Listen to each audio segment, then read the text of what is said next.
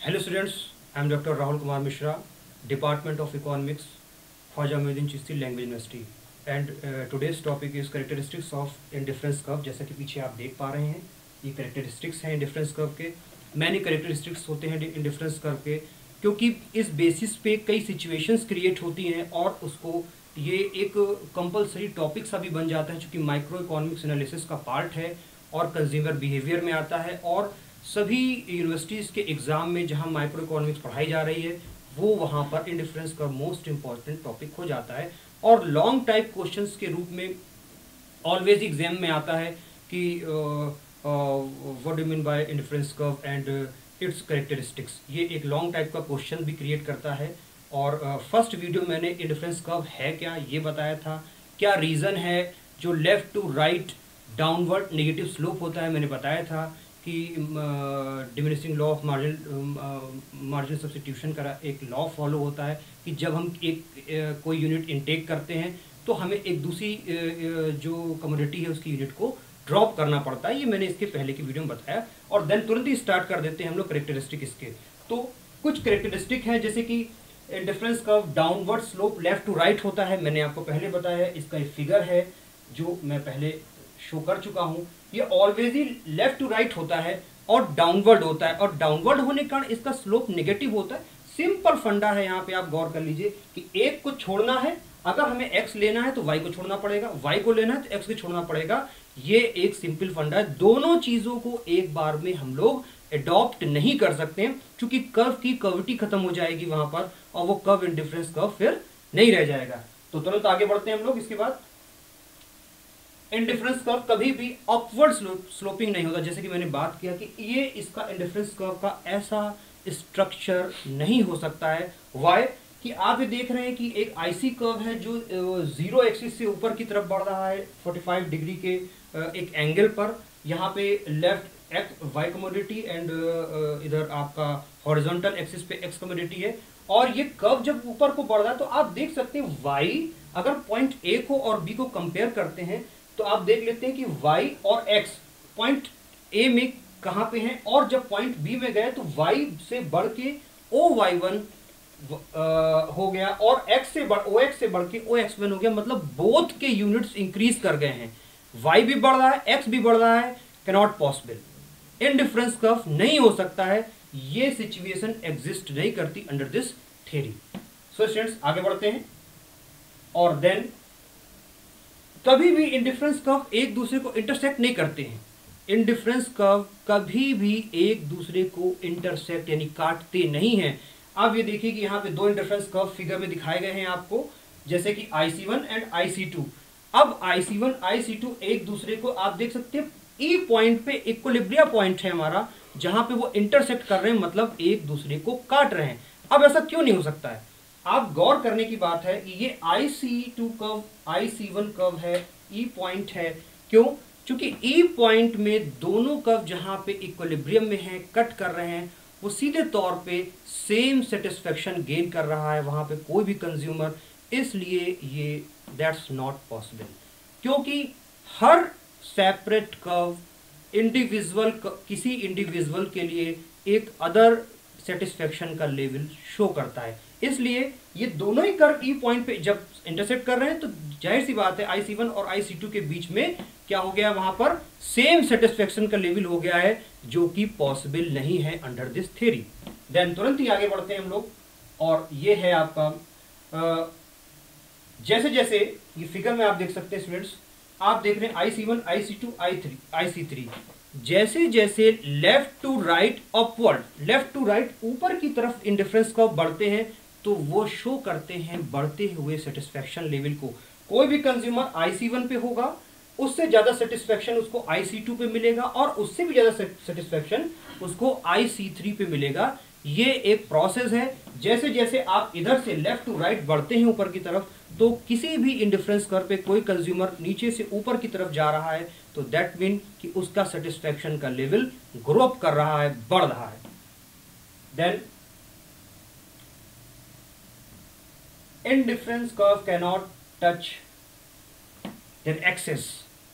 देखिए एक्सिस चाहे आप इधर को रख लें चाहे इधर को रख लें, वाई एक्सिस को ले लें चाहे एक्स एक्सिस के ले लें, एक्सिस को कभी भी इंडिफरेंस कर्व टच नहीं करता। आप देखते हैं IC कर्व यहां पर वाई एक्सिस को टच कर गया है, इसका मतलब है कि इंडिफरेंस कर्व में ये सिचुएशन नहीं होती है। एक ही चीज की डिमांड करी जा रही, दूसरी चीज की डिमांड को होल्ड कर दिया गया है, ये पॉसिबल नहीं है। इंडिफरेंस कर्व कभी भी ऐसे शेप के नहीं होते। अब ये एक्सिस आपका वाई भी हो सकता है, एक्स भी हो सकता है। आप जब भी एग्जाम में दिखाएं तो इसको दोनों एक्सिस को रिप्रेजेंट कर सकते हैं। देन इसके आगे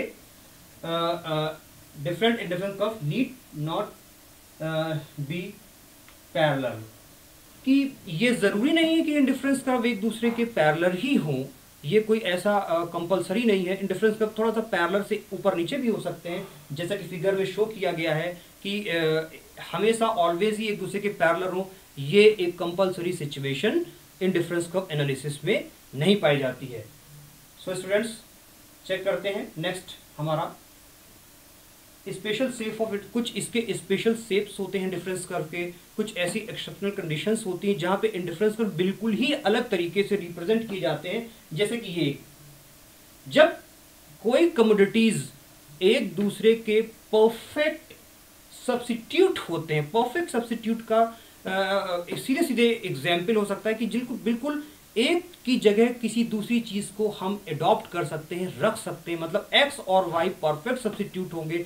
तो ऐसी सिचुएशन में जो इनकी diminishing marginal rate of substitution है, मतलब MRS है, वो 1 के इक्विवेलेंट हो जाएगी। और ऐसी सिचुएशन में ये एक straight line, downward sloping straight line के रूप में इंडिफरेंस कर्व यहाँ पे रिप्रेजेंट होगा। डियर स्टूडेंट्स आप देख सकते हैं ये IC कर्व देखिए, left to right downward sloping है, उसका जो शेप है वो फिक्स्ड है। आप देखिए कि जब भी ऐसा हो रहा है कि x की एक यूनिट को हम अडॉप्ट कर रहे हैं तो y के एक ही यूनिट को आप E पॉइंट से चेक कर सकते हैं कि E पॉइंट पे देखिए OY और OX एक सिचुएशन है, एक कॉम्बिनेशन को चूज किया गया है E पॉइंट पे। जब E1 पॉइंट पे आते हैं तो एक यूनिट ड्रॉप कर देते हैं, एक यूनिट गेन कर लेते हैं। मतलब यहां पर ड्रॉप आउट और गेन की जो यूनिट्स के डिफरेंस है वो 1 के इक्वल होते हैं। दैट्स वाई, क्योंकि मैं जैसे कि जब जनरल लाइफ में भी कुछ सब्स्टिट्यूट ऐसे होते हैं, फॉर एग्जांपल कि आप जैसे प्रेप्सोडेंट यूज कर रहे हैं, कोई टूथपेस्ट यूज कर रहे हैं, अगर वो नहीं मिल पाया, उसके प्राइसेस अप हो गए, तो कोई दूसरा टूथपेस्ट आप यूज कर सकते हैं।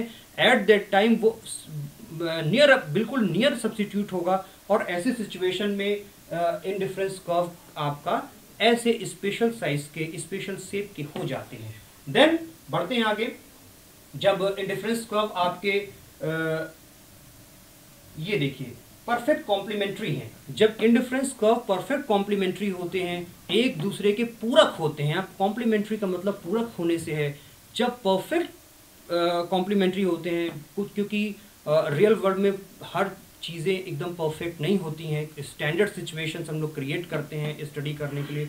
लेकिन यहाँ पे एक एग्जाम्पल अवेलेबल है हमारे पास जो हम शो कर सकते हैं कि इंडिफरेंस कर्व एक दूसरे के कुछ ऐसे कम्युनिटीज होते हैं जो एक दूसरे के वो बिल्कुल ही परफेक्ट कॉम्प्लीमेंट्री होते। फॉर एग्जाम्पल आपके शूज, जो आप शूज पहनते हैं लेफ्ट और राइट, अगर हम ऐसा नहीं कर सकते हैं कि एट द पॉइंट ऑफ हम लोग लेफ्ट शूज की डिमांड करें और राइट शूज का जो आपका हो वो ना लें, क्योंकि जब भी लेंगे तो पेयर ऑफ शूज लेंगे हम लोग, और ऐसी सिचुएशन में दोनों की ही डिमांड इंक्रीज करेगी। ऐसा नहीं होगा कि एक चीज को लें और दूसरी को ड्रॉप। आप लेफ्ट लेग का शूज लेते हैं और राइट का छोड़ देते हैं, बाएं पैर का जूता लेते हैं और दाहिने पैर का जूता छोड़ देते हैं, तो ये पॉसिबल नहीं है। अगर आप 4 सेट ऑफ, अगर आप लेफ्ट शूज लेते हैं तो 4 ही सेट आपको राइट शूज भी अडॉप्ट करने पड़ेंगे, लेने पड़ेंगे, परचेज करने पड़ेंगे। और एट दैट टाइम जब इसका शेप कुछ निकल के आएगा वो एल शेप का हो जाएगा। ये एक इसके एक्सेप्शनल केसेस हैं, स्पेशल केसेस हैं, ये इंपॉर्टेंट होते हैं, शॉर्ट नोट्स में भी अलग से पूछे जाते हैं आपसे। इसके बाद स्टूडेंट्स ये law of diminishing marginal rate of substitution है। मैंने आपको पहले ही बताया है कि जब हम एक चीज़ को लेते हैं, हम जैसे x और y दो कमोडिटीज़ हैं, हमें x की एक यूनिट अडॉप्ट करनी है तो y की एक यूनिट को हमें ड्रॉप करना पड़ेगा, या कितनी यूनिट y की हम ड्रॉप करेंगे x की एक यूनिट लेने के लिए, ये कॉम्बिनेशन हमको law of diminishing marginal rate of substitution में देखने को मिलता है। तो स्टूडेंट्स आज आपने इंडिफरेंस कर्व एनालिसिस के अंतर्गत इसके कैरेक्टरिस्टिक देखे आपने, और इसके क्या क्या स्पेशल केसेस हैं वो भी आपने देखे। तो ये एक इम्पॉर्टेंट टॉपिक है। और आज के लिए इतना ही। Thanks a lot.